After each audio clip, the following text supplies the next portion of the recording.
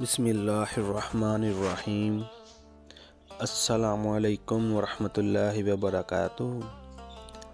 دوستو، آپ کو عنایہ امین اسلامک چینل کی ایک اور ویڈیو میں خوش آمدید کہتے ہیں۔ وہ کیا دور تھا جب مسلمان کے ایک عظیم سپہ سالار اور مجاہد نے سمندر پار کرتے ہی اپنی کشتیاں جلا ڈالیں اور دشمن کی 1,00,000 مسلح فوج کے سامنے اپنے 12,000 کے لشکر کے لہو کو ایسا خطاب کر کے گرمایا کہ وہ 12,000 لشکر کا یورپ کے 1,00,000 مسلح فوج پر غالب آ گیا، اور یوں مسلمانوں نے اسپین اور پرتگال کو فتح کر لیا۔ آج میں نے اس عظیم سپہ سالار کی بات کرنے جا رہا ہوں۔ میری آپ سے گزارش ہے کہ ویڈیو کو لائک اور شیئر کریں۔ جو چینل پر نئے ہیں وہ چینل کو سبسکرائب کر لیں اور بیل آئیکن کو پریس کر دیں تاکہ میری ہر آنے والی ویڈیو آپ تک پہنچ سکے۔ معززین، طارق بن زیاد کا شمار ان عظیم فاتحین میں ہوتا ہے جنہوں نے دنیا کا نقشہ ہی بدل ڈالا، اور جن کی ہمت و شجاعت اور بہادری کے کارنامے تاریخ میں سنہرے حروف سے لکھے جا چکے ہیں۔ طارق بن زیاد فاتح اسپین کے نام سے جانے جاتے ہیں۔ وہ افریقہ کے رہنے والے تھے۔ انہوں نے اپنی مختصر سی فوج کے ساتھ مل کر دشمن کی بہت بڑی فوج کو شکست دے کر دین اسلام کا پرچم بلند کیا۔ طارق بن زیاد افریقہ کے گورنر موسیٰ بن نصیر کے نائب تھے۔ وہ خلیفہ ولید بن عبد الملک کا دور حکومت تھا۔ طارق بن زیاد نے اپنی خدا دادے صلاحیتوں کی وجہ سے ہی کم عمری میں ہی جنگی فنون سیکھ لیے تھے۔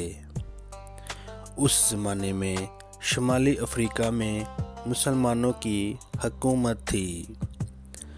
اسلامی سلطنت میں امن و امان اور خوشحالی کا دور تھا، جبکہ اس کے برعکس یورپ کے ملک اسپین میں ریڈرک کی حکومت تھی، جس نے ظلم و ستم کی انتہا کر رکھی تھی۔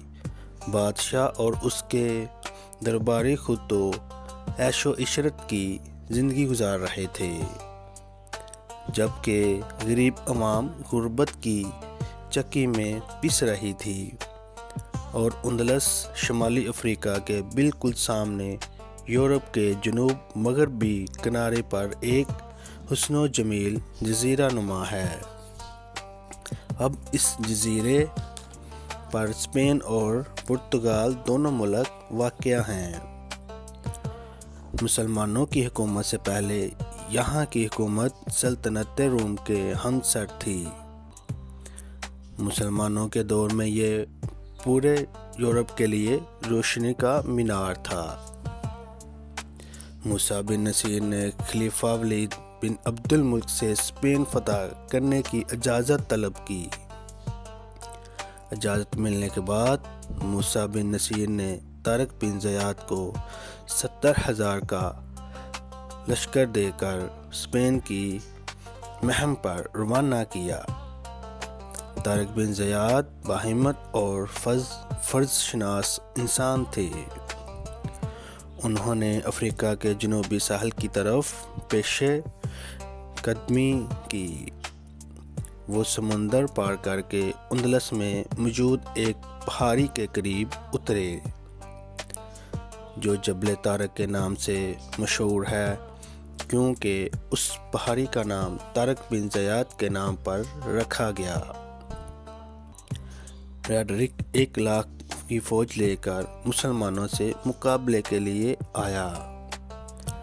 طارق بن زیاد نے اپنے گورنر موسیٰ بن نصیر سے مزید مدد کی اپیل کی اور موسیٰ بن نصیر نے مزید 5000 فوج روانہ کر دی۔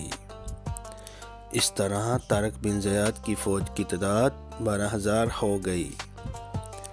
طارق بن زیاد کی فوج کے پاس صرف تلواریں اور نیزیں تھیں، جبکہ اس کے مقابلے میں ریڈرک کی فوج کی تعداد 100,000 تھی اور ان کے پاس گھوڑے اور اسلحہ تھا۔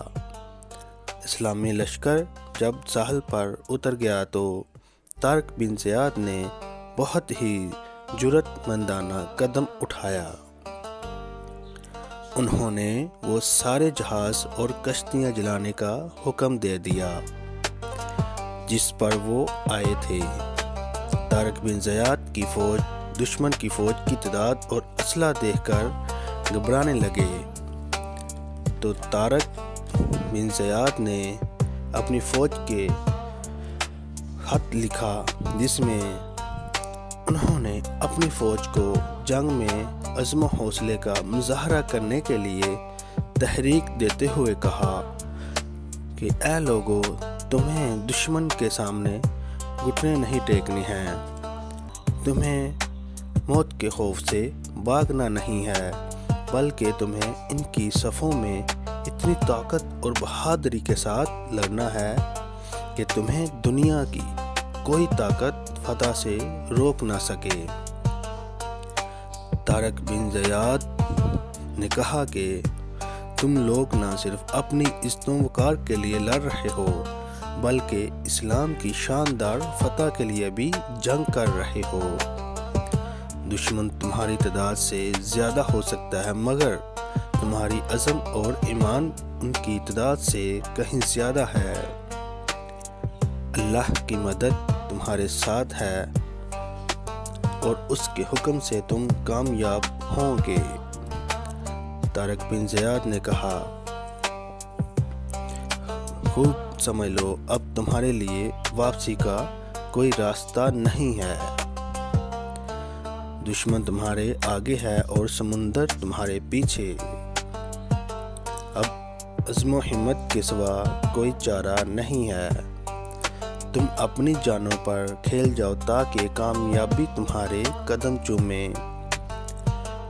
تم اس علاقے میں دین اسلام کو سربلند کرنے آئے ہو۔ اپنی فوج کو مخاطب کرتے ہوئے کہا کہ طارق بن زیاد نے اگر جنگ میں میں مارا جاؤں تو تم لوگ آپس میں مت جھگڑنا، دشمن کو پیٹ دگاؤ گے تو قتل کر دیے جاؤ گے یا پھر گرفتار ہو کر ذلت کی زندگی گزارو گے۔ اس لیے عزم و حوصلے کے ساتھ آگے بڑھو اور دشمن کو شکست دو اور دین اسلام کا پرچم بلند کرو۔ طارق بن زیاد نے کہا، دشمن سے مقابلے کرنے کے لیے سب سے آگے میں ہوں گا۔ دشمن کی صرف پہلی تلوار میری اٹھے گی۔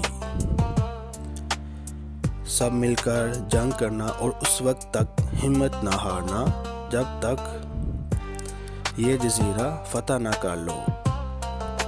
طارق بن زیاد کا لشکر ایک ہفتے تک دشمن سے لڑتا رہا اور 8ویں دن طارق بن زیاد کے بھرپور حملے سے دشمن کے حوصلے پست ہو گئے۔